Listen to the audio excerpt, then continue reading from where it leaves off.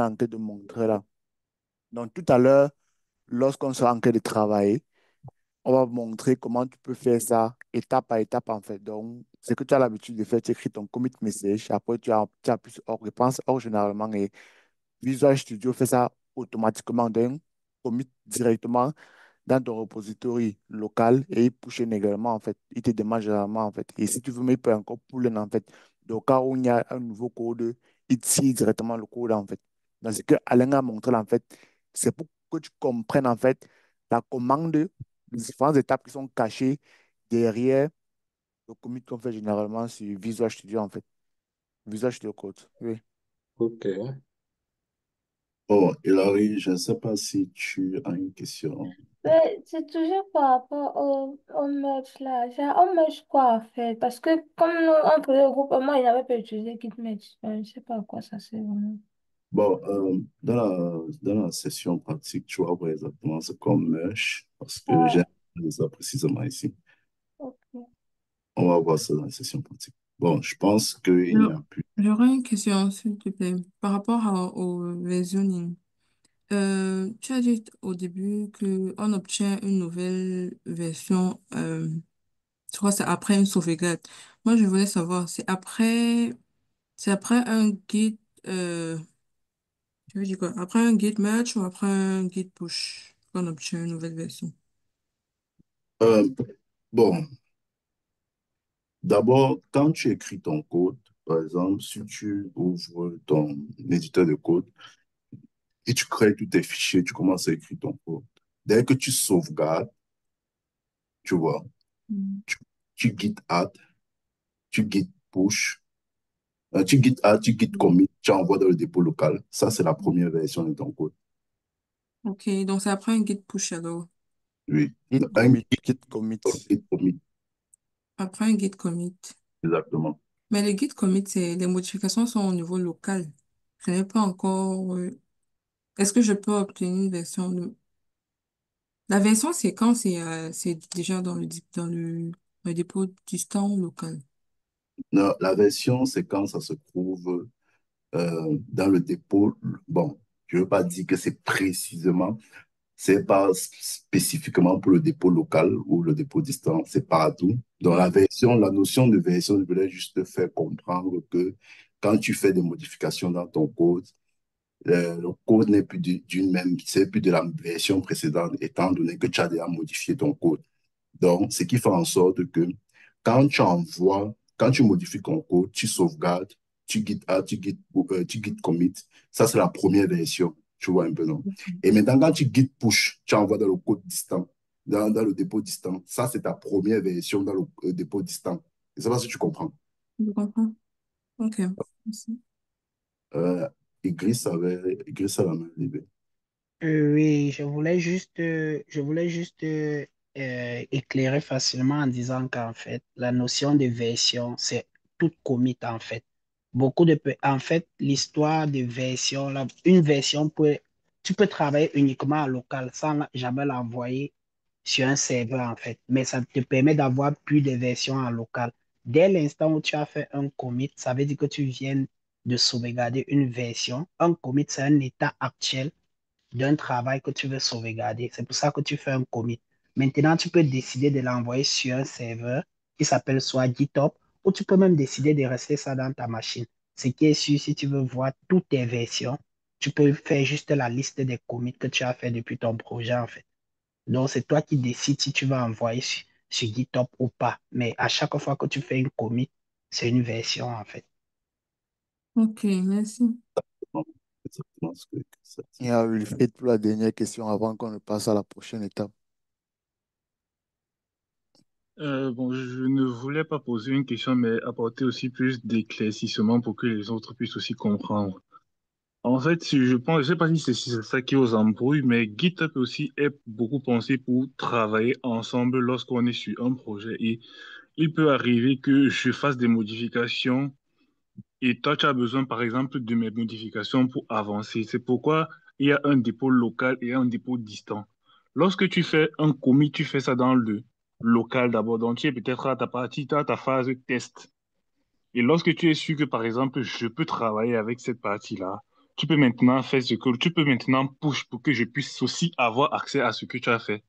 Parce que lorsque tu fais juste le commit, c'est juste toi la seule qui a accès à ça et tu as une nouvelle version. Mais moi qui travaille aussi sur le projet, je n'ai pas encore accès à ça.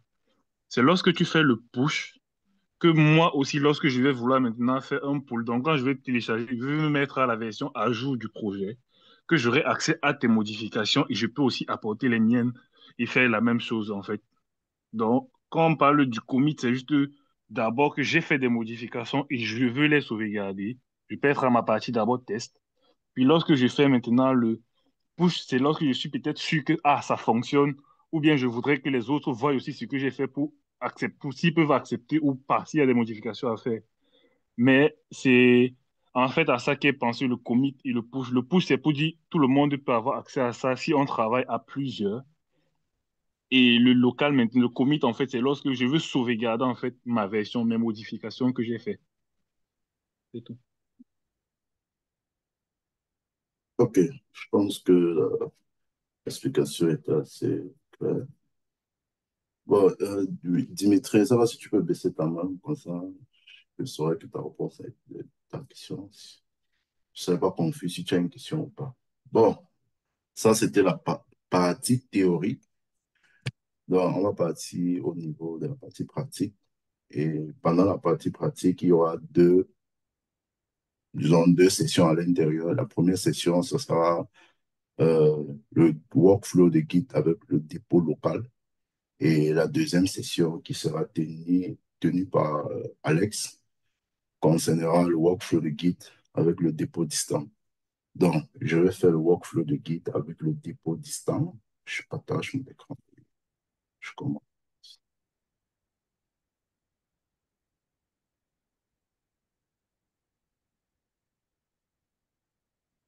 C'est pas, vous voyez mon écran? C'est pas si quelqu'un Oui, voit on mon voit écran. ton écran, on voit ton écran. OK, bon, on commence. Donc, comme j'ai dit tout premièrement, avant de pouvoir utiliser Git, tu es obligé de l'installer. Donc, pour l'installer, c'est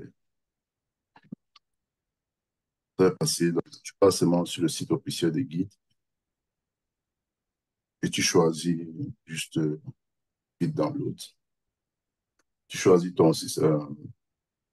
ton opérateur, macOS, Linux ou Windows, et tu télécharges Git. Donc, pour savoir si tu as téléchargé Git, tu passes sur ton PowerShell. Moi, je suis sur Windows. Donc,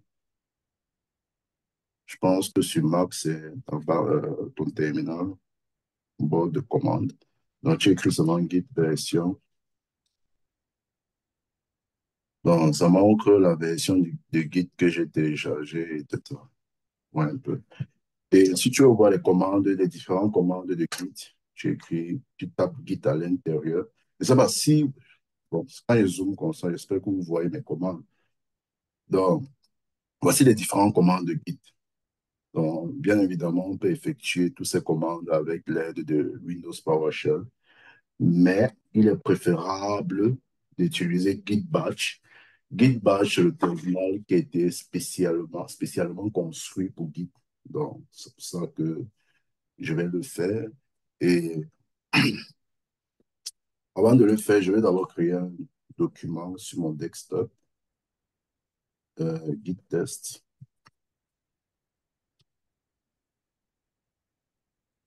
Git test. Maintenant, je vais ouvrir Git Bash. Git Bash, clic droit et je viens sur Show More. Open Git Bash here. Donc, voici mon Git Bash. Mon Git Bash ici, bon, je vais encore l'ouvrir parce qu'il y a quelque chose de particulier que je n'avais bien fait pas. Git Bash, ici. Bon, voici mon Git Bash. Donc, sur mon Git Bash, je n'ai pas encore accès à mon desktop. Donc, je suis obligé d'écrire une commande pour avoir accès à mon desktop. Donc, C'est un peu d'agrandir. Je te en plus. j'espère que pour ça, c'est mieux. Ouais, là, c'est bon. OK. Desktop, pour avoir accès à mon desktop.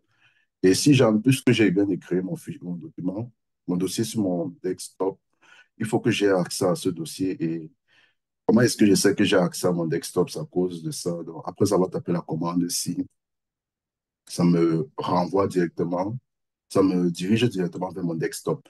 Maintenant, si j'ai envie d'avoir accès à mon dossier Git test, j'utilise la même commande cd, euh, c'est Git test, je pense que Git test seulement.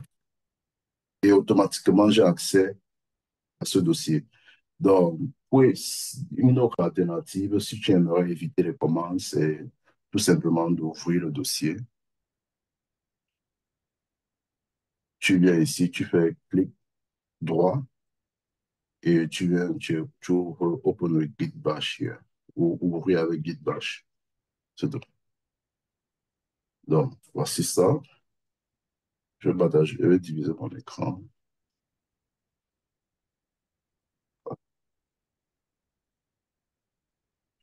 Bon, la première commande qu'on va voir, c'est Git init. Git init nous permet d'initialiser le dépôt local. C'est très important. Donc, si tu ne fais pas de Git init, tu ne peux pas push, tu ne peux pas git add, etc. Rien. Donc, Git init nous permet d'abord d'initialiser le dépôt local. Donc, quand je tape Git init, j'ai un message qui sort ici en anglais, initialize empty Git repository. Donc, ça veut dire que le dépôt local a été initialisé. Et comment est-ce que je le sais? Quand je regarde à l'intérieur du dossier, il y a ce dossier .git. Donc, ça nous indique simplement qu'il y a un dépôt local qui a été initialisé. Donc, normalement, ce n'est pas visible, c'est parce que j'ai eu à programmer mon document de telle en sorte que tous les fichiers qui ne sont pas visibles soient visibles avec cette fonctionnalité. Donc, à l'intérieur de mon fichier, mon document Git init, Git test, je vais y introduire deux fichiers, un fichier JavaScript et un fichier README. Et pour le faire, j'utilise la commande Tosh. Alors, ne vous inquiétez pas, le workshop est enregistré, donc tu n'es pas obligé de mémoriser les commandes maintenant. Tu as accès aux commandes pendant la rediffusion. Donc, Tosh index.js. Donc, avec cela, je crée mon fichier JavaScript. Et si tu remarques bien, ici à côté, le fichier JavaScript a été créé. Ensuite, pour créer un fichier README, j'utilise la même chose. Donc, README.txt. Bon, il est important de noter que c'est obligé de, comment on dit ça, de mentionner le type de fichier que tu crées. Donc, on le mentionne comment, grâce à ce point, et ensuite le type, en fait. Donc, ça, c'est un fichier type texte, et ça, c'est un fichier JavaScript. Donc, si je voulais faire en Python, j'aurais pu utiliser, j'aurais dû utiliser .py. Donc, c'est un peu ça. Donc, ce qui fait en sorte que j'ai créé mon fichier README. Ensuite, à l'intérieur, je veux essayer de vérifier mon dépôt local avec Git status. Git status nous permet simplement de vérifier l'état du dépôt de manière générale. Donc, si on revient sur notre dessin, c'est ici. Donc, puisque j'ai pas le dépôt local, donc ce que j'ai fait, c'est que j'ai créé mon dépôt local automatiquement. Mon working area, mon staging area existe déjà. Donc, le Git status va me permettre de savoir quels sont les fichiers qui ont été créés ou quelles sont les modifications qui ont été faites, etc. Donc, Git status, quand je tape Git status, on écrit ici no commit yet. Et ensuite, on marque ici en rouge qu'il y a deux fichiers qui ont été créés, notamment index et readme, JavaScript et texte.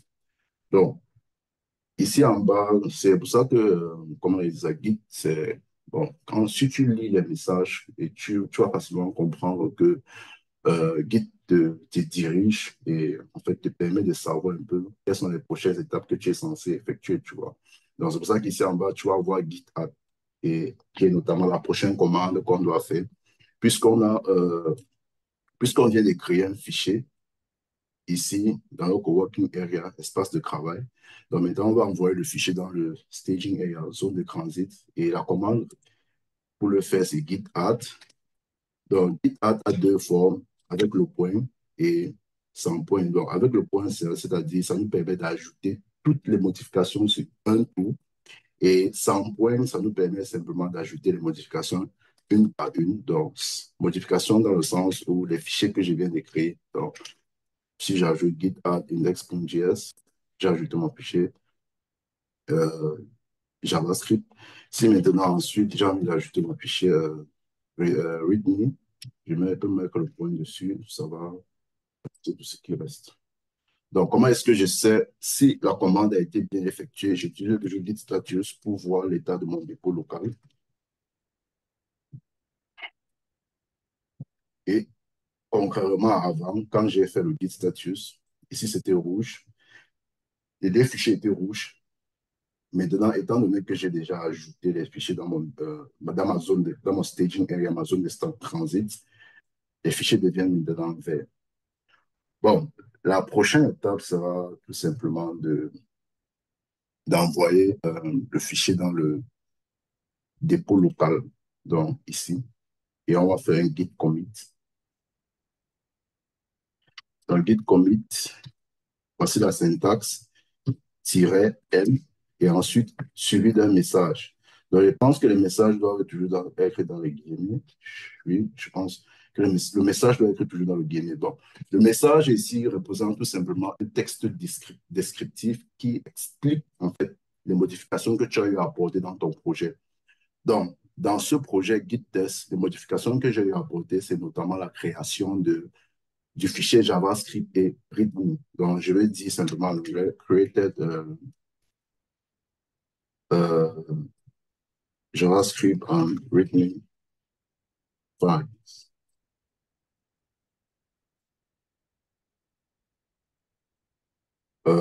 Si vous pouvez bien le voir, on dit two files exchange, donc c'est que deux fichiers ont été changés et deux fichiers ont été envoyés dans mon dépôt local, JavaScript et README. Donc, c'est un peu comme ça qu'on fait pour envoyer un fichier du dépôt, de l'espace de travail autant pour moi, jusqu'au dépôt local. Et ensuite, bon, je ne sais pas si quelqu'un a une question par rapport à cela, avant que je passe à la suite. Apparemment, il n'y a pas de questions. Oui, j'ai une question. Le problème, en fait, c'est que j'arrive plus à déverrouiller la rubrique des commentaires. Bon, peut-être ça doit être mon téléphone. J'aimerais que tu crées un fichier, tu renvoies au staging area et que tu fasses revenir le fichier au nouveau, en fait. Donc, quand ça marque rouge, comment je rentre sans forcément, comment je sors du staging area pour revenir là où j'étais avant? C'était ça ma question, en fait. OK. Bon, euh, tu me donnes une minute. Je vais faire vite. Je pense que oui, la commande. C'est Git reset, comme tu as dit là. Bon, il y a Git reset, il y a aussi Git Restore. on stage. Oui, il y a aussi Git restore, il y a aussi Git on stage. Donc, si par exemple, bon, le souci maintenant, c'est que j'ai déjà créé, donc je suis obligé de créer un autre fichier d'abord avant de faire ce qu'il y a, avant de l'envoyer d'abord dans le staging area, ensuite le renvoyer dans et le supprimer. Dans Git, je crée d'abord un fichier rapidement, coche, disons, index, tout time, Git add, immédiatement. Là, maintenant, je l'ai envoyé dans mon staging area Git, Studios. Donc, il se trouve dans mon staging area. Je vais maintenant partir prendre la commande. Je pense que ce n'est pas la Tu dois commande. mettre le nom du data, je pense. Ou bien Git restore stage Voilà, merci. minus. Stage. Genau. Et Index.py. J'ai fait mon git status. Git status.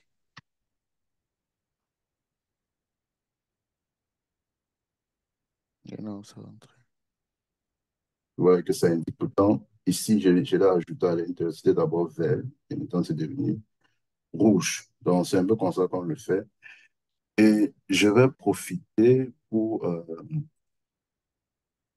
dire, pour montrer un document très important parce que avoir tous ces commandes en tête, c'est pas évident. Donc, c'est parfois essentiel d'avoir le cheat code, bon, cheat document de GitHub. Donc, ici à l'intérieur, il y a tout ça. Donc, je pense que Git on stage est ici à l'intérieur.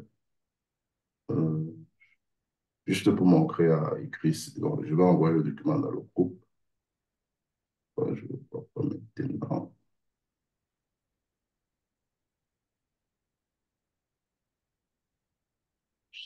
Je n'arrive pas à le Je pense voir. peut-être le reset on stage. Je pense que le reset également fait la même chose en haut. Remonte, toi. Remonte. Remonte. Bon, ici, Maintenant, reset on place on stage the file while training the change in the working directory. je pense aussi qu'il y a un stage. Bon, En bon le haut. stage, ici, tu vois ici, non? Oui, oui, exactement. Et le difference, bon, different stage, je peux prendre la différence entre ce que tu as mis dans le staging area et ce qui est dans ton working area. Donc, c'est un peu ça. Et je vais mettre ce document à la disposition de tout un chacun. Dans la prochaine partie, du moins la deuxième partie de ma session avec le local, c'est au niveau de la modification. Bon, je vais ajouter une fois le fichier. Je vais ajouter le fichier index Python à l'intérieur.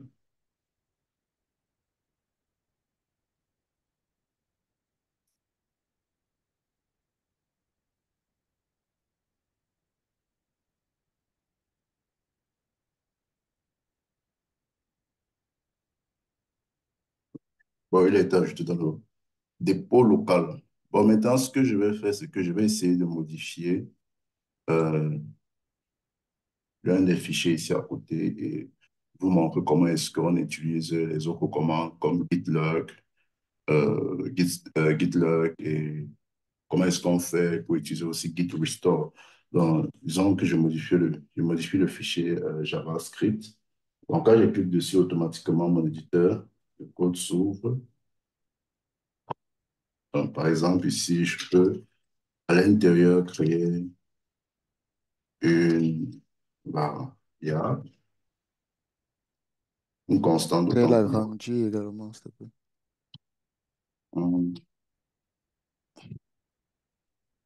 Bon, je pense que là, c'est bon. Donc, Ouais. ils ont un workshop, quoi, et je sauvegarde, CTRL S. Donc, ça, ça, c'est mon working area, donc j'ai sauvegardé à l'intérieur. Donc, ça veut dire que ce que j'ai fait, c'est que j'ai apporté une modification au niveau du fichier index JavaScript. Donc, ce qui va se passer, c'est que je vais essayer de taper Git status pour savoir si Git a eu à reconnaître les modifications que j'ai eu à faire. Et bien évidemment, oui. Parce que ça dit ici que change is not staged for commit. Donc, voici les échanges qui n'ont pas été mis dans la zone de transit. Et le dossier qui a été, le fichier qui a été modifié, c'était le fichier indexed JS. Donc, automatiquement, ce que je vais faire, c'est naturellement la même chose. Git add, je l'envoie dans ma zone de transit. Ensuite, je fais mon git commit pour l'envoyer dans ma zone de dépôt. Euh,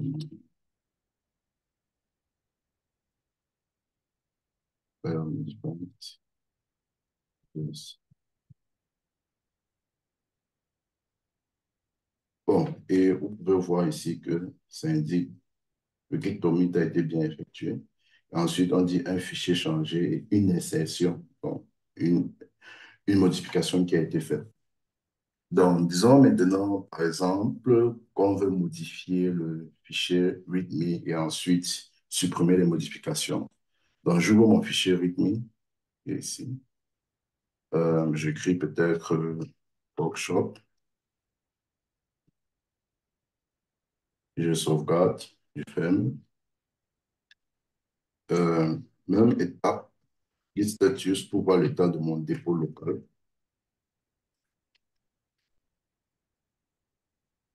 Sans- de la même manière avec le git, avec le fichier JavaScript, ça me notifie qu'il y a eu des modifications qui ont été opérées et que ces modifications n'ont pas été envoyées dans la zone de transit avec le git add. Ou si j'aimerais supprimer ces modifications de mon espace de travail, je peux utiliser le git restore. Et c'est ce qu'on va faire. Donc, c'est la prochaine commande qu'on va utiliser. Donc, git restore suivi du nom du fichier .txt. Git status pour voir si ça a marché. OK, ça a marché. On me dit qu'il n'y a rien à envoyer. Bon, avant, j'avais mis Git status. On m'a dit que non, il y a des modifications qui n'ont pas été envoyées dans la zone de transit. Donc, après avoir utilisé Git restore, c'est-à-dire, donc, ce qu'on a eu à faire, l'exemple que j'ai eu à montrer avec la question de Igris, c'est-à-dire, j'ai pris mes modifications de la zone de transit, je les ai renvoyées ou je les ai supprimées. Autant pour moi, disons ça ainsi, je les ai supprimées. Et si on regarde bien, on ouvre mon README file. Ici, à l'intérieur, j'avais écrit Workshop Gray et Workshop 3 et j'avais sauvegardé. Donc, maintenant, vous voyez qu'il ça n'existe plus puisque j'ai supprimé cela. Donc, avec la commande git restore. Maintenant, la prochaine commande qu'on va voir, c'est git log. Et git log nous permet simplement de voir l'historique de notre code, donc, de voir l'historique de toutes nos commandes, de voir l'historique de toutes nos versions, autant pour moi puisqu'on a poussé cela dans le dépôt local. Donc, toutes les versions qui ont été envoyées dans le dépôt local, c'est avec cette commande GitLab qu'on peut les voir. Et quand je tape cela, ça me montre mon premier commit. Ça montre l'auteur du commit, moi, Alain. Ça montre la date à laquelle j'ai fait ce commit. Et le premier commit que j'ai fait, du moins, le premier fichier, la première version de mon dossier que j'ai envoyé dans le dépôt local, c'était la création du fichier, le fichier index et le fichier readme. Donc, c'est pour ça qu'on fait même les commits. Parce que quand tu fais c'est pour ça qu'il y a aussi une manière d'écrire les commits. Donc, le commit te permet simplement d'identifier quelle modification a été effectuée pour une version, tu vois. Donc, ce commit, la modification que j'ai fait, c'est justement de créer le fichier JavaScript et README. Et ensuite, le prochain commit, c'était pour l'exemple d'Igris, où j'ai eu à prendre le fichier Python, j'ai poussé à l'intérieur, j'ai poussé dans le dépôt local. Et le dernier commit, c'était quand j'ai eu à modifier mon fichier JavaScript dans ceci. Donc, où j'ai mis workshop 3. Donc, ça, c'est ça à quoi le GitLog sert. Maintenant, pour des raisons de temps, je vais pas finir. Il y avait d'autres commandes que j'aurais aimé montrer, comme par exemple comment est-ce qu'on fait pour supprimer un fichier du dépôt local. Comme, donc, je peux le faire rapidement et je passe à la prochaine partie. Donc, pour supprimer un fichier du local, tu utilises cette commande git rm suivi du nom du fichier. Donc, je sais que dans mon dépôt local, voici les trois fichiers qui s'y trouvent. Index, JavaScript, index JavaScript, index Python et index readme. Donc, si j'arrive de supprimer l'un de, disons, index Python, vous avez vu qu'automatiquement, ça a disparu du dépôt local. Donc, cette commande est différente du git restore ou du git restore on stage. Donc, c'est différent. Donc, pour la deuxième partie, il sera effectué avec Alex. Je Bon, je ne vais sais pas d'abord. si tu peux la reprendre la question de Hilary, là, qu'elle ne comprenait pas trop. Je ne sais pas si elle peut activer son Ça micro va, et... ça va, ça va, ça va, ça va. C'est pour ça Ok, qu'elle est super, c'est ça. ok, c'est bon. OK. Je ne sais pas si on voit tout mon écran. Pour la deuxième partie, on va utiliser, je vais créer mon dépôt distant sur GitHub, ici directement. Donc, c'est cette partie. Donc, je vais créer mon dépôt distant sur GitHub. Repository, workshop, right? Voilà.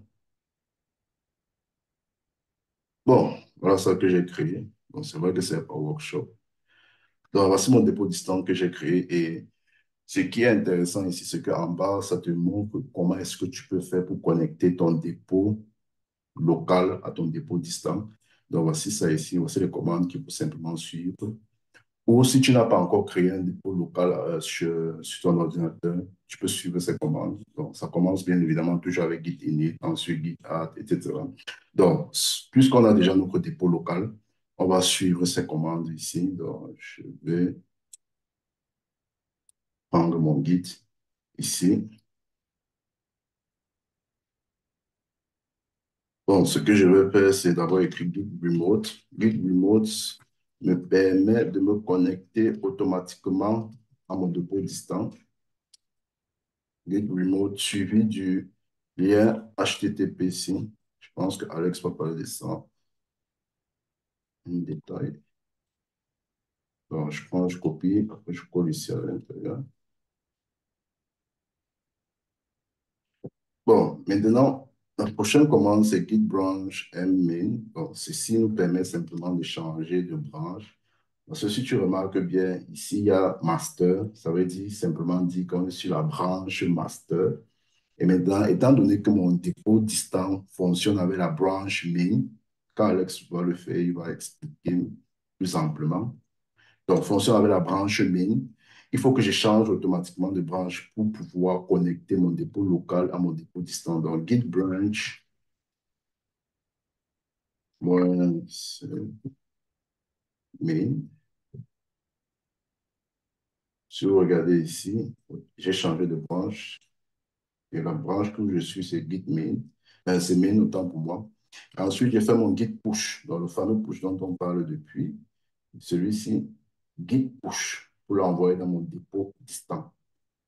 Donc, git push ou origin main. Donc, on attend un peu. Voilà. Donc, enumerating object est done, counting object 100%. Donc, bon, la meilleure manière de connaître, savoir si ton git push a fonctionné, c'est, et en fait, ton dossier est parti dans ton dépôt distant, c'est tout simplement d'aller dans ton dépôt distant. Tu regardes donc ce qu'on a créé dans notre dépôt distant, les fichiers ici, ceux-ci, ils existent. Oh, c'est vrai qu'il y a quelque chose d'intéressant ici. Je montre que je l'ai fait il y a 8 minutes. Hmm. Non, sérieusement, tu n'as pas. Tu as commis ta prochaine. Also, ok, Tu n'as pas fait. ok, Oui. ok. Bon, c'est un peu ça. Et maintenant, pour la deuxième partie, je vais inviter Alex dans mon dépôt distant pour qu'il y travaille. Donc, il travaille. Donc, je vais l'inviter en tant que collaborateur.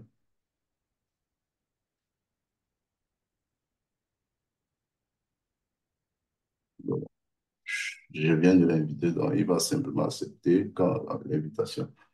Donc, ça, c'était un peu ce qu'il y a à savoir avec le dépôt local. Donc, je ne sais pas si quelqu'un a une question par rapport à cela rapidement.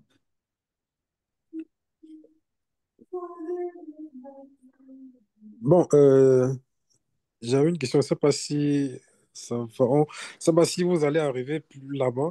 Bon, j'aimerais que vous essayez un peu de faire, Alex et Alain, que vous faites un peu un cas pratique concernant le fait de fusionner un travail avec le travail principal, là où il faut faire le pull request.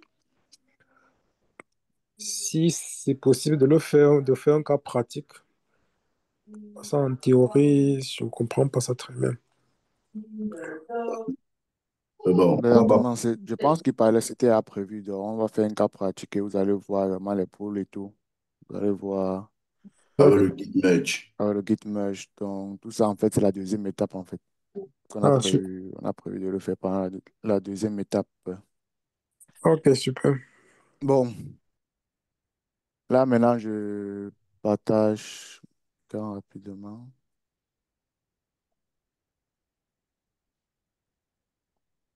Je ne sais pas si vous voyez à mon écran. Oui, on voit. OK. Bon, comme Alain l'a dit tout à l'heure, il m'a envoyé une invitation pour son repository. Je vais un peu montrer à quoi l'invitation ressemble. Bon, en fait, c'est ça l'invitation. Donc, je reçois un message que Alain, il m'invite à son repository. Donc là, tu cliques sur View Invitation et là, tu as la possibilité d'accepter, en fait. Tu vois. Donc là, je suis entré dans le repository, il m'a invité là. Et la prochaine étape, parce que généralement, c'est de cette façon. Vous allez rencontrer, quand on va travailler soit en entreprise, soit dans les projets à l'école. Donc, c'est généralement avec un repos à distance, puisqu'on va travailler en groupe sur un projet. Et généralement, on arrive dans un repository comme ça, soit intégralement ajouté, comme Alain m'a ajouté comme ça. La première chose à faire, c'est de cloner le repository. Pour le cloner, on clique sur ce bouton. Parce que les différentes méthodes de clonage, c'est la méthode la plus utilisée. Tu copies juste ce lien, en fait. Donc, tu vois, pour cloner, on a mis cela, tu copies ce lien. C'est ce que je veux faire. Je copie dans le lien qui va me servir à cloner le repository. Alors, pour ça, bon, je crée d'abord rapidement un fichier dans mon PC. Par exemple, je sais pas trop, Worktree, peut-être pour le workshop Drive. Quand j'ai créé, j'ouvre maintenant peut-être mon éditeur. J'avais ouvert mon éditeur et je navigue au- de mon workshop Drive que je viens de créer. Donc, Open Folder là, ça m'amène au niveau de desktop. Voilà, c'est ça que je viens de créer, workshop Drive. Et j'ouvre le hotna.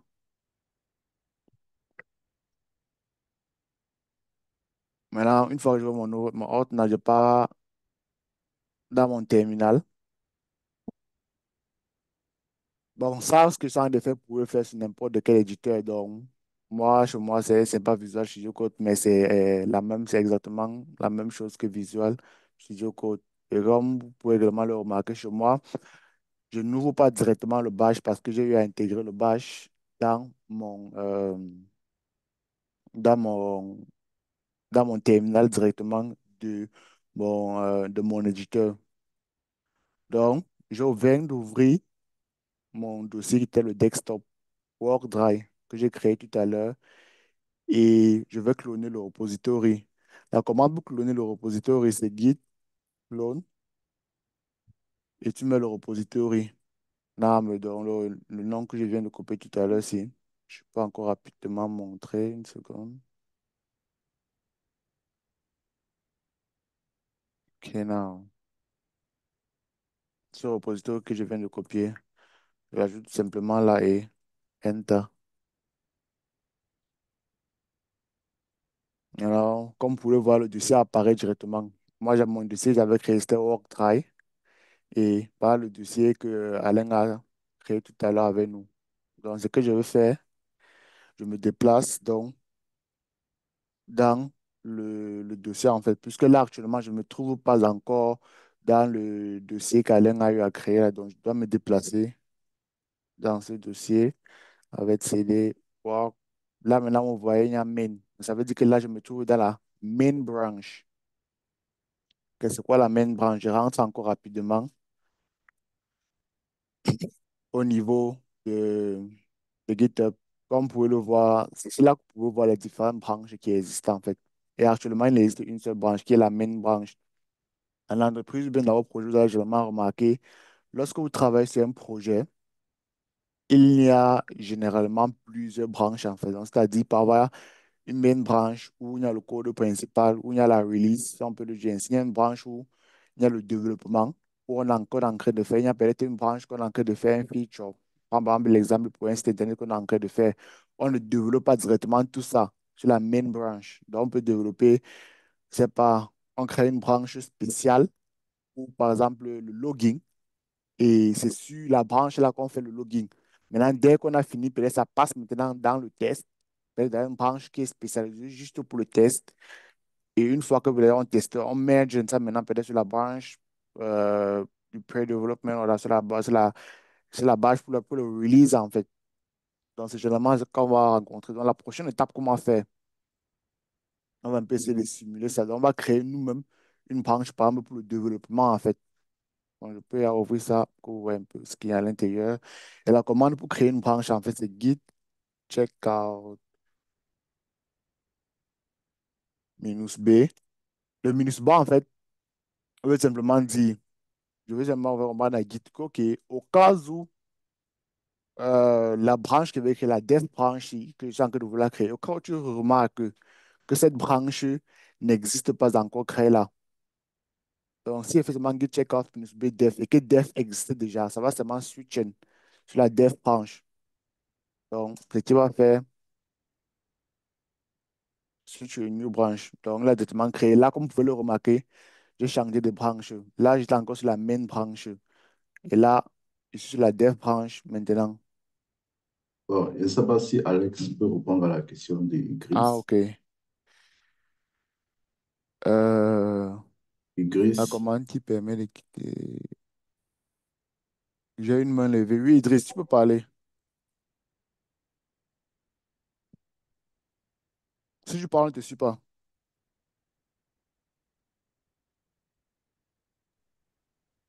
Ah, désolé, j'arrivais pas à activer mon micro. Vous m'écoutez maintenant? oui, Oui. oui. Ah, désolé.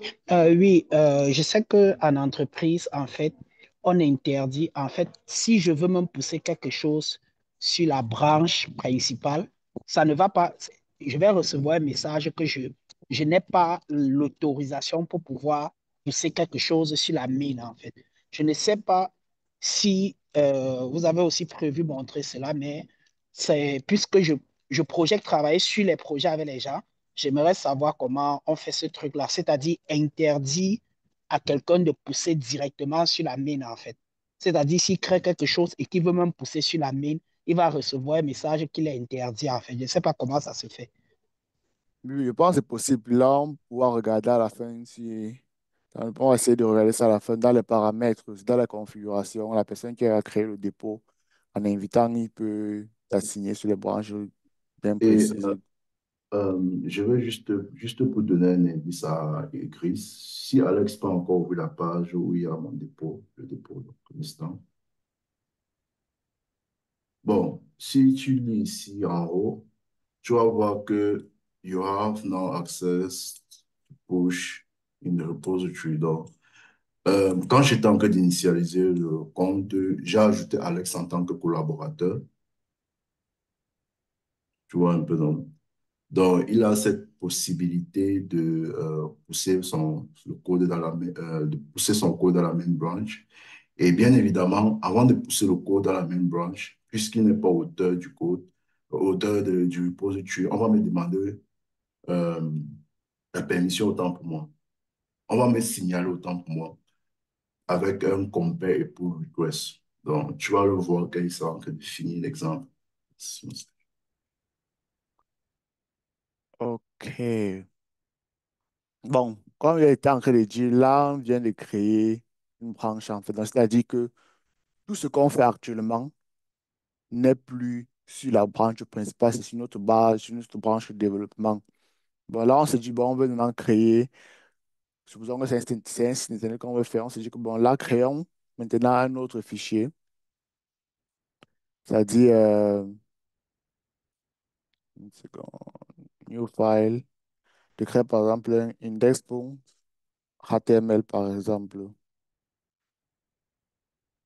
OK. De créer par exemple un nouveau fichier index.html. Et à l'intérieur, bon, le même truc, le standard, que j'enregistre. Donc, ça dit là, par exemple, mon chef m'a donné, je sais pas trop, mon devoir, c'est par exemple de travailler sur le front-end. Et là, je viens de créer, par exemple, mon HTML qui a le titre document. Une fois que j'ai fait ça, On passe donc aux commandes les mêmes commandes que Alain nous a montré tout à l'heure. Elles restent les mises. Donc, c'est-à-dire quoi? C'est pas si quelqu'un qui se rappelle, lorsque tu viens de faire une modification, la prochaine étape, c'est de de pousser ton code. C'est quelqu'un rapidement peut me dire, c'est Git quoi? Git add, non? On a dit que là, on est sur Amazon. Je travaille entre guillemets. Maintenant, je vais mettre la zone intermédiaire. Donc, Git add, point. Bon, à chaque fois, moi, je fonctionne toujours avec Git statut, hein, pour d'abord savoir tout ce que, où je suis, quoi. OK. Et après Git statut, ça me permet vraiment de savoir où je suis et la prochaine étape. Si c'est rouge, je sais que je dois pousser au staging area. Si j'avais à pousser au staging area, je sais que Oui. non, il me reste juste à faire le commit. Donc, le Git statut, pour moi, vraiment, c'est presque utilisé chaque fois quand je veux faire quelque chose, Oui. quoi. OK. Bon, là, oui, bon, là, je t'avais à taper Git add. Je vois, il arrive là. Bon, étant donné ça, on est parlé. Si tu as la main levée, je sais pas, tu peux juste prendre la parole et moi, ça ne me dérange pas. Je voulais demander, alors le guide check-out qu'on a fait, c'est pourquoi j'ai pas tout compris. Quelle est ta question? Je n'ai pas bien compris. Le guide check-out qu'on a fait un peu en haut là, j'ai pas compris. Oui, le Git checkout, c'est pour créer la nouvelle branche. Mais c'est pas si tu te rends compte, regarde, là, par exemple, j'étais encore dans la main branche. La branche, en fait, tu peux un peu essayer de comprendre ça euh, comme une sous-partie, en fait, d'un grand repository, en fait. Donc, tu crées, en fait, une petite partie de ça, mais c'est toujours dans ton repository. Tu peux imaginer ça comme, je ne sais pas trop si c'est une grande armoire. Là, maintenant, tu crées un tiroir, en fait. Je ne sais pas si tu vois un peu l'idée. Donc, tout ça, c'est un tout. Mais là-bas, tu crées un truc un peu à part, en fait. Donc, avec le Git checkout, tu crées une branche. Et la branche que j'ai créée, j'ai appelé ça dev. Et la raison pour laquelle je l'ai créé, c'est de la raison que lorsque tu es en entreprise, généralement, on ne travaille pas dans la main branche. Donc, on ne travaille pas dans l'endroit principal, si je peux le dire ainsi, en fait. Oui, Idriss. Mais Euh, Tu m'écoutes là? Je sais pas. Oui, je te suis.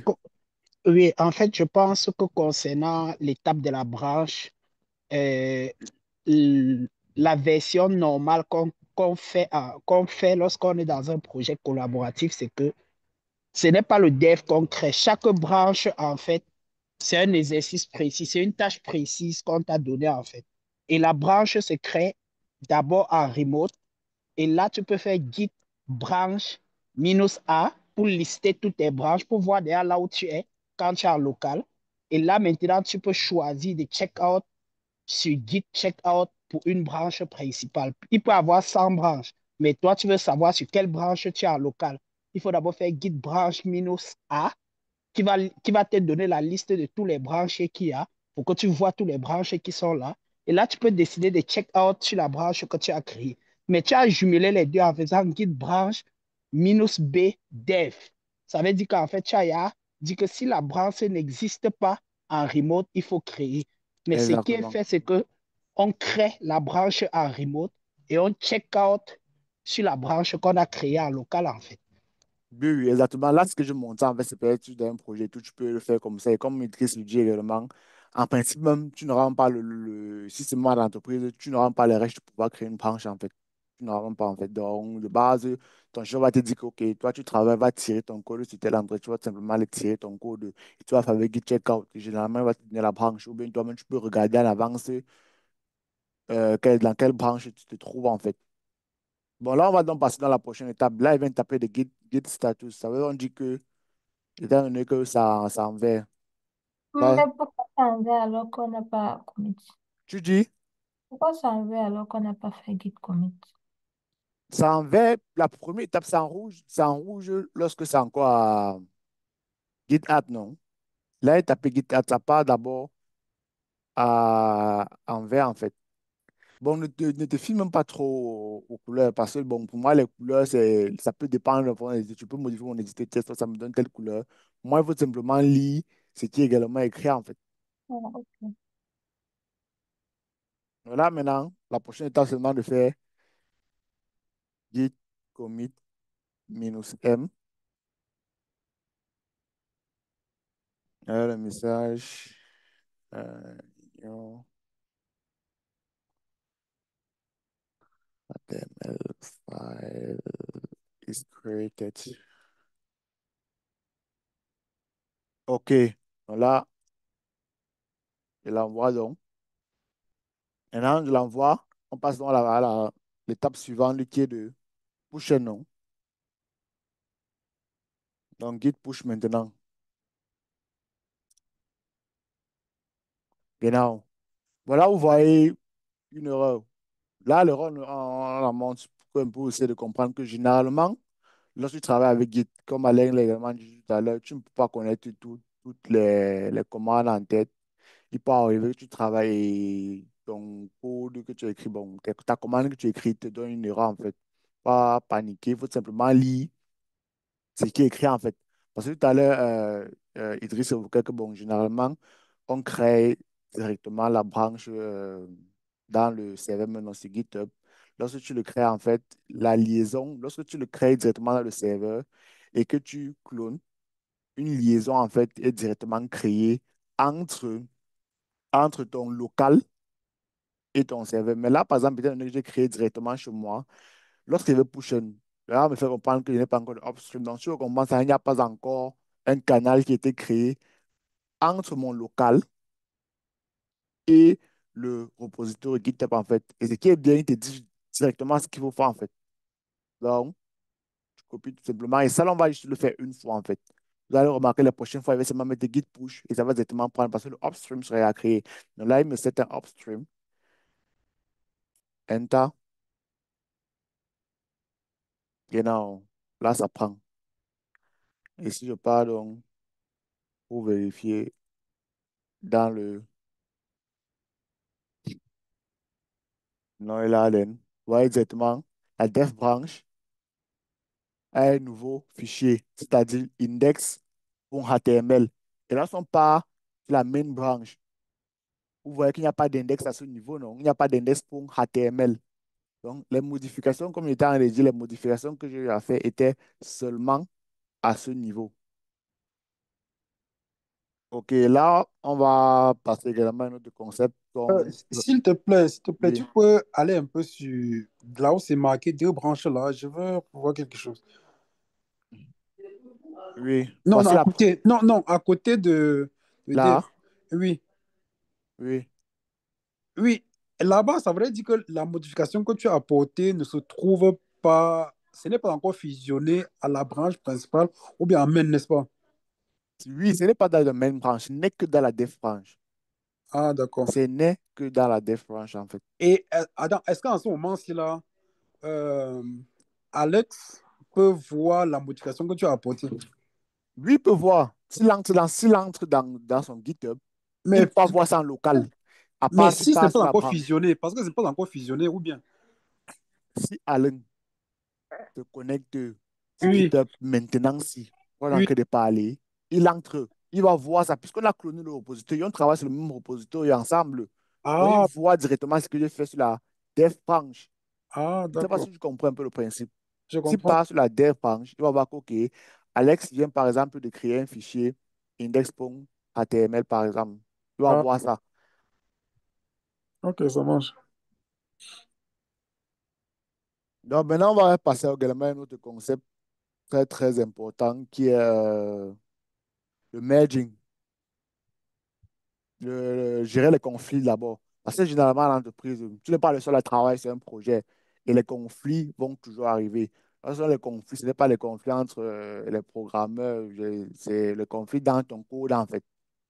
Donc, ce qu'on va faire, on va simuler un conflit dans le code en fait. Puisque là, on travaille dans notre dev par exemple, je viens de créer mon index.html. Il peut arriver que dans le index.html, par exemple, on demande à telle personne, OK, sur le index.html, toi, tu travailles sur telle partie, tu codes ça, telle personne travaille sur telle partie, code ça. Et ça peut arriver que pendant une personne qui a travaillé, il modifie quelque chose dans le même fichier où tu es en train de travailler en temps réel, en fait, tu vois. Et maintenant, toi, tu n'es pas au courant qu'il a modifié, il a poussé une nouvelle version. Maintenant, toi, quand tu veux pousser ta propre version, ton guide te dit que bon, la version que tu as, en fait, ce n'est pas la version actuelle. Bon, c'est un peu la théorie. On va un peu essayer de simuler ça avec Alain pour vous essayer un peu de comprendre. Je rentre dans mon cours, je vous montre encore exactement la version que j'ai. Là, voici ma version que j'ai. On va simuler un problème dans ce document. Donc, remarquez bien, là, voici ma version que j'ai. Là, on a écrit document. Je continue peut-être avec ce que mon chef m'a demandé. Et peut-être Alain, lui, de son côté, bon, il entre, il dit que bon, Alex vient de faire quelque chose et il apporte une modification, ce que je viens de faire. Ben, je peux, moi, il apporte sa motivation et il pousse. Bon, ça va, Alain peut un peu essayer de modifier le code que je viens de mettre ici. Il va modifier son côté, Euh, ça va tu modifier. parles, tu parles du code. Index.html. Ok, j'ai compris. Donc, lui Une- va modifier de son côté.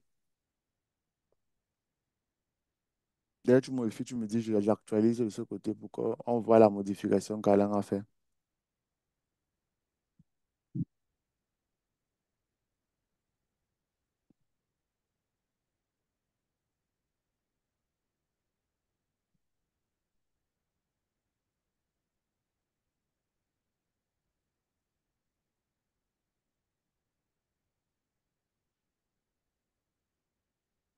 Je ne sais pas si par exemple, vous avez une ou deux questions, vous pouvez les poser. Autant que bon, je ça, viens ça de a modifié. oui, j'ai pu modifier. OK. Bon, là, j'actualise maintenant. Comme vous venez de voir, pour le commit, un commit a été fait. Now, update index.html. C'est Alain qui vient de le faire. Et il a modifié le contenu. Donc, avant, il y avait document, tout simplement. Lui, il vient de modifier. Comme pour se comprendre, c'est quand il a ton collègue pour modifier, il n'a pas venu mettre modify by son nom aussi, tu vois. Donc là, voilà ce qu'il vient de faire. Il a mis my document modify by Alain. Et chez moi, par exemple, je suis continu, de mon côté, en fait, je n'ai pas été mis, je n'ai pas eu l'information. Je continue à travailler également sur le dossier. Et bon, moi également, bon, au lieu de, par exemple, de mettre document, eh bien, je mets plutôt mon document, en fait, tu vois. Bon, bon, je mets mon document ici, là, et j'enregistre. Et là, je vérifie bien que j'ai enregistré. Bon, voilà ma nouvelle version qui vient de faire. Je veux maintenant envoyer ça sur, d'abord en local, et après en local, je vais envoyer ça maintenant sur le repository. Maintenant, pour envoyer en local, bon, Idriss a dit que lui, il tape sur Git status. Tapons notre Git status. On dit que là, je viens de modifier index.html, non? Dans la prochaine commande, c'est quoi? Si quelqu'un peut dire rapidement, juste pour réviser. Git add. Merci beaucoup. Genau. Bon, je vais plus taper Git status. Maintenant, Git commit.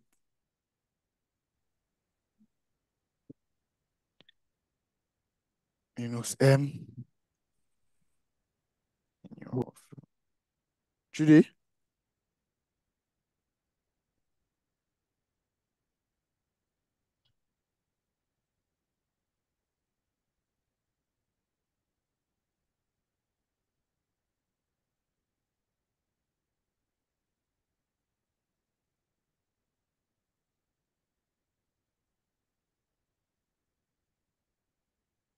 Ok. J'envoie donc. Actuellement, il n'y a pas de problème, puisque je me suis toujours en local. Parce que Alain, lorsqu'il montait son graphe tout à l'heure, il a montré qu'il y a deux composantes bien précises. Chez moi, jusqu'à présent, il n'y a pas de problème. Parce que toutes mes modifications que j'ai eu à faire, c'est en local. Donc, si on part dans mon repository, le repository où Alain m'a donné, vous voyez, c'est toujours sa modification qui est en fait. Donc, tant que je n'ai pas mis git push, on va pas essayer d'envoyer ça dans le Git, en fait, dans le repository externe, en fait. Donc, jusqu'à là, lui n'a pas de problème. Maintenant, les problèmes vont commencer, en fait, lorsque je mets dans Git push. Il refuse directement. Et il me fait donc comprendre que, en fait, actuellement, je n'ai pas la version actuelle et que je dois utiliser git pull before pushing again. Comme je dis, on lit et on voit ce qu'il nous demande et on fait en fait. Bon, et donc, on dit OK, tu lui donnes ton git pull. Git pull, c'est pour tirer la version actuelle. Je fais donc git pull. Et là, tu fais git pull, c'est qu'il se passe directement. Mon éditeur me dit que bon, là, maintenant, il y a un problème de version en fait. Tu vois, parce que là, comme vous pouvez le voir ici, euh, voici ce que moi j'ai fait. Moi, j'ai mis mon document dans ma version que je voulais envoyer dans le serveur. Et Alan, voici ce que lui, il a fait. Il a mis my document et tout. Et tant que tu ne résous pas ce problème, Git va t'empêcher en fait de pusher en fait. Parce que ça crée un conflit en fait. C'est les armes, comme on dit, c'est un peu vraiment simplifié et tout. Mais ça peut arriver que peut-être un conflit par exemple, sur plusieurs détails en fait. Et que tu dois t'asseoir, vraiment regarder où sont les différents trucs, qu'est-ce que tu dois faire, qu'est-ce que tu dois faire. Maintenant, ce que toi, tu dois faire, c'est dire de juger et de voir, OK, peut-être même d'appeler ton collègue que bon, là, je viens de voir, tu as essayé de modifier un truc. Bon, là, c'est vraiment un cas facile. Et il va dire que bon, moi, je préfère ma méthode, je préfère ce que moi, je fais pour trouver que mon document est mieux. Donc, là, tu peux accepter, accept the current change. Donc, tu dis que, OK, moi, je veux accepter celui-ci. Tu peux accepter the incoming change, ça accepte le bot, tu peux accepter les deux, tu peux comparer également si tu veux. Dans notre cas, bon, on dit que bon, moi, c'est ça qui me plaît, j'accepte donc ça. Vraiment, cliquer encore ici et là, tu vois encore clairement. Et on s'est dit que j'accepte ça. Après, je fais complete match. Et comme vous voyez, c'est que la question qu'Alfred a posée tout à l'heure, en fait, les éditeurs de nos jours sont très, très intelligents, en fait. Donc, lui, il te met directement un commit, mais c'est que là, tu es en train de mesh et il te demande de commit également directement, en fait. Mais nous, ce n'est pas ce qu'on veut faire. On veut faire vraiment les trucs étape par étape pour qu'on puisse comprendre. Maintenant, demain, si tu as besoin d'écrire, tu écris les commandes locales, tu peux directement le faire sur ton éditeur si tu le veux, en fait. Bon, je vérifie que j'ai enregistré, si c'est enregistré. Maintenant, il fait un deuxième commit. Le commit que je fais ici, c'est pour dire comment, ou bien c'est que j'ai lösen dans le merge. Parce que là, j'ai eu un merge problème, en fait. J'ai eu un conflit et j'ai gelöst. Et tu également documenté, en fait, ce que tu as fait. Ben, j'ai supprimé ce qu'Alain a fait. Bon, git commit, donc, je commit un message pour dire que, bon, là, je viens de lösen. Hmm. Bon, il y a même merge conflict, tout Et à simplement. quel moment tu as amené son staging area? C'était depuis le staging area. Je suis depuis quitté le staging area. C'est lorsque je mets git push avant que les problèmes commencent. Je sais pas si Ah, ok. j'ai fait git add. Ah, Il était chez moi. Parce à git add, il est dans le staging area. Lorsque j'ai fait git commit, j'ai fait mon premier git commit. Il n'avait pas de problème à ce niveau. Je ne sais pas si tu vois. Les index, lui n'avait pas de problème. Parce que c'était en local chez moi. Lui n'a pas le problème. Parce que ma version qui est en local, c'est moi qui ai ça, en fait. Donc, il peut faire mes modifications là-bas comme je veux. J'ai toujours la version actuelle. Maintenant, c'est lorsque je fais git push que j'ai envoyé, se rend compte que non, la version que toi, tu as chez toi en local ne correspond pas à la dernière version que je vois dans le GitHub. Et c'est là qui me persiste dans ce problème. Il me dit tout simplement que, bon, fais d'abord git pull. Je fais donc mon git pull pour avoir la version actuelle. Maintenant, une fois que j'ai fait la version actuelle, ça me dit donc tu dois résoudre le problème. Il y a un conflit en fait. Tu vois, merge conflict in index.html. Donc, il te dit exactement ce qu'il faut faire. Tu dois donc lösen ça. Et ce que je fais, ce que j'ai fait tout à l'heure, en fait. Donc, tu choisis, en fait, c'est que toi, tu veux garder les deux versions qu'il y avait, en fait. Et donc, on dit que, OK, bon, moi, je veux garder ce qu'il y avait là. Et là, maintenant, je mets un commit message pour expliquer ce que je viens de faire. Donc là, par exemple, je dis, OK, merge conflict, resolve. Bon, pour dire que là, j'ai résolu. Peut-être resolve. Merge conflict, resolve. Bon, je l'envoie maintenant. Et je fais mon git push.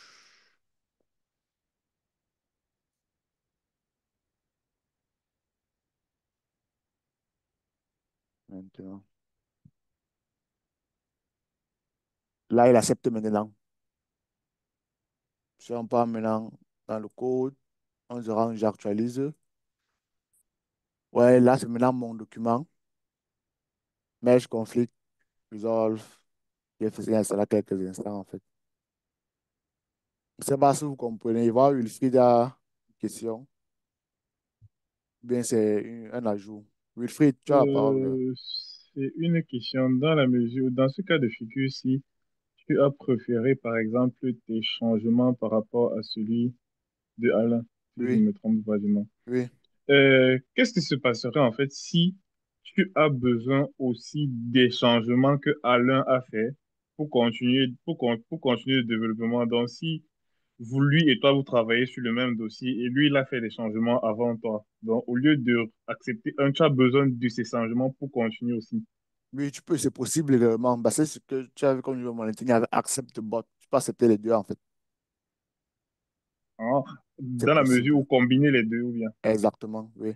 Tu peux accepter les Ah, deux. d'accord. Merci.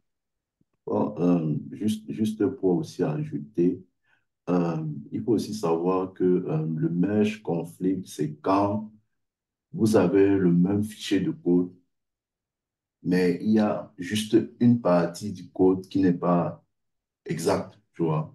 Donc la différence ici qui avait eu avec Alex, avec celui d'Alex, c'était que sur ma part, c'était my document et modifié par Alain. Donc c'était au niveau de ce texte qui a eu la différence, tu vois. C'est pour ça qu'automatiquement, le mesh conflit a été signalé.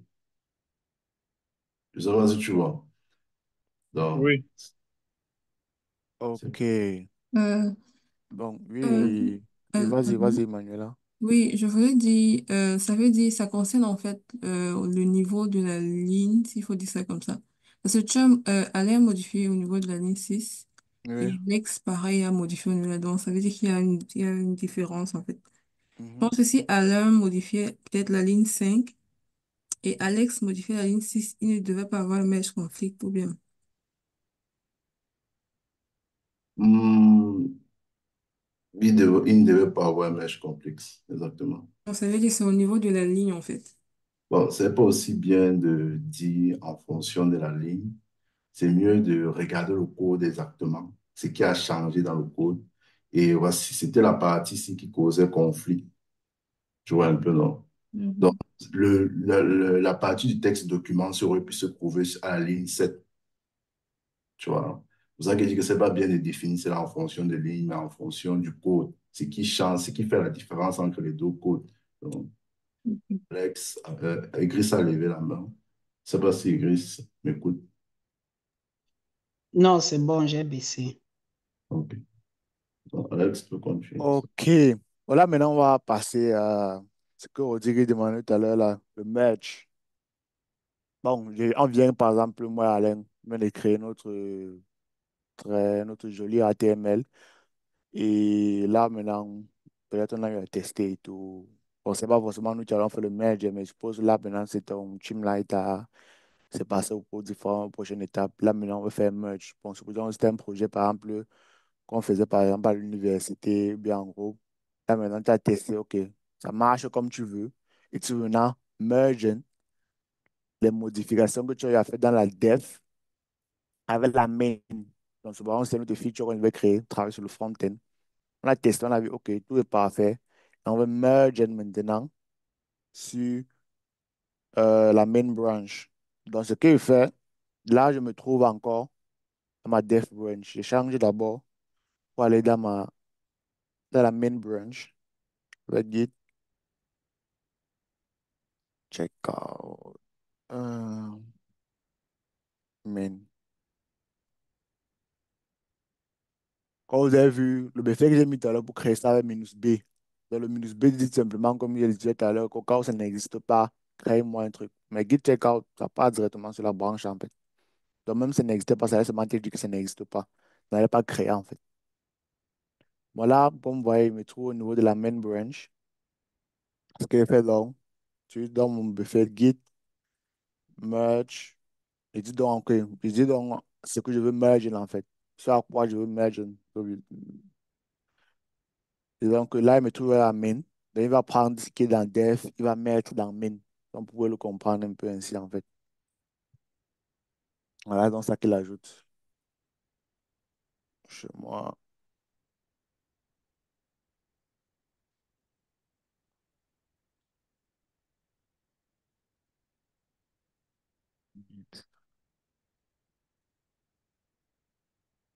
Genau. So, push.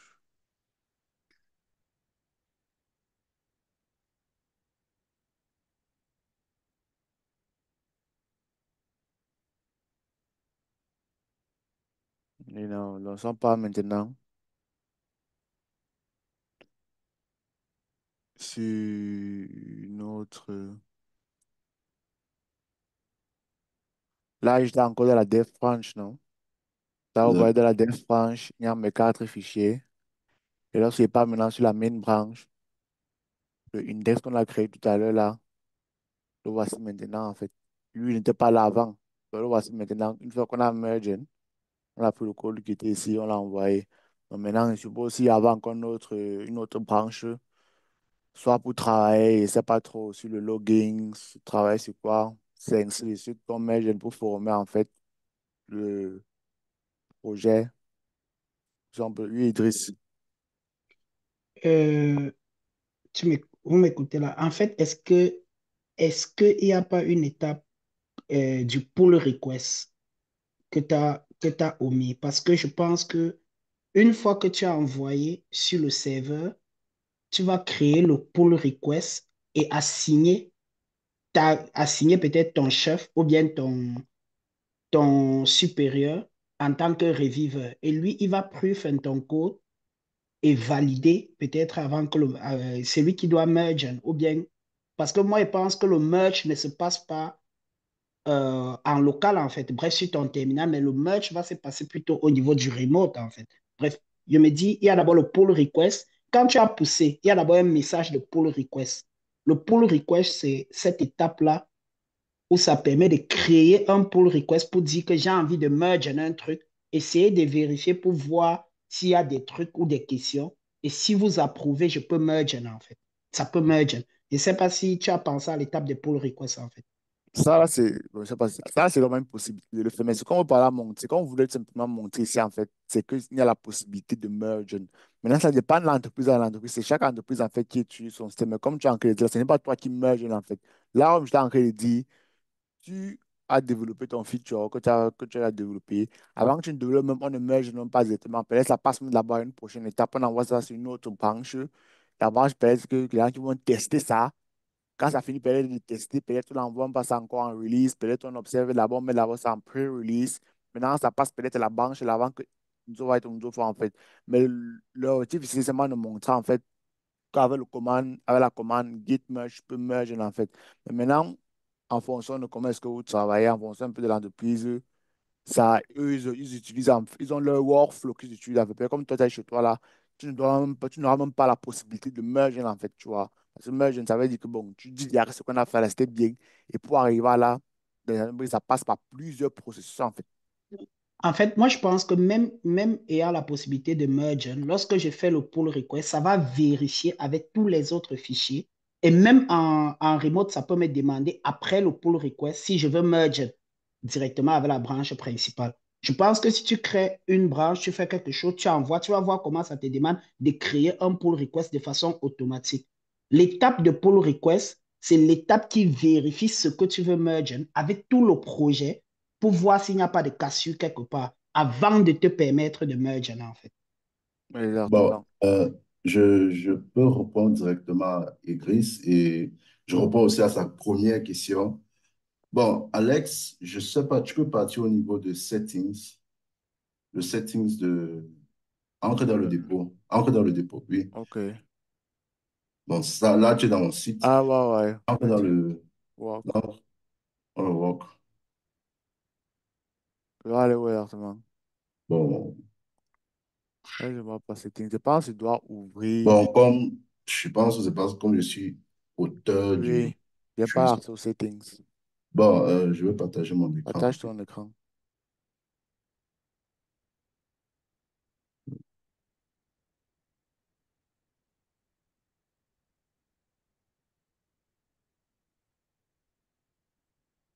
So, bon, étant donné que je suis auteur du compte, c'est moi qui normalement dois recevoir les pull requests. Et je pense que je n'ai pas été signalé parce que Alex est ajouté en tant que collaborateur et j'ai pas eu à restreindre les activités d'Alex, du moins, il peut pousser dans le code. C'est pour ça qu'au début, quand je répondais à ta question, quand je disais, je t'ai donné un indice, c'est quand j'ai montré la partie où on a écrit You have now access to pushing. Donc, donc c'est pour ça que Alex peut merge facilement. Ouais. Et deuxièmement, par rapport au fait que, on ne peut pas facilement merge dans le main branch, donc comme c'est fait en entreprise, c'est justement parce que il y a certaines modifications qui ont été effectuées au niveau de la branch. Donc, tu pars au niveau de settings, branches, et voici les modifications. Donc, c'est-à-dire, tu peux ajouter les règles qui doivent être suivies autant pour moi quand quelqu'un est sur une branche, ou peut-être que tu ajoutes les règles classiques. Donc, moi, je connais les règles classiques. Donc, tu écris seulement le nom des règles que tu as envie que tu as envie d'implémenter. Et ensuite, et ici en bas, il y a les options. Par exemple, l'option Require a pull request before merging. Tu peux bien voir ici que ça n'a pas été activé. Donc, ça que, raison de plus pourquoi Alex a eu à pousser sans souci. Donc, tu cliques les options qui correspondent à tes besoins et à la fin, tu create. Donc, Euh, c'est un peu ce mais que je... si vraiment. Non, non, là, en fait, là, je comprends, en fait, parce que ça signalé et il a réussi à merge, et moi, ça m'étonnait un peu. En fait, quand il a d'abord poussé la branche, il y avait la partie jaune qui a signalé que crée un pull request, et il a merge sans que ce pull request ne soit créé. Moi, en fait, j'ai compris, en fait, c'est parce que ce n'était pas coché là-bas, et il peut le faire sans pull request, tout comme il peut faire un pull request avant de merge, en fait. Donc, les deux cas sont permis, en fait. OK. Donc, je compris. Je sais pas si, Idriss, il faut baisser ta main si tu as plus de questions. Bon, Alex, je pense tu étais à la fin de ta présentation. Oui, oui, oui, oui. On Bon, je dit, sais, c'est, bon, en quelques mots, vraiment, Git, c'est, ce qu'on a montré là, je n'ai rien. Bon, bon, si on sait, on l'a juste gratté en fait, moi, on n'a encore bon, rien vraiment montré sur Git, qui était vraiment un truc de très, très, très, très, très vaste et vraiment, 2 heures, malheureusement, ne peut pas suffire pour vraiment entrer en profondeur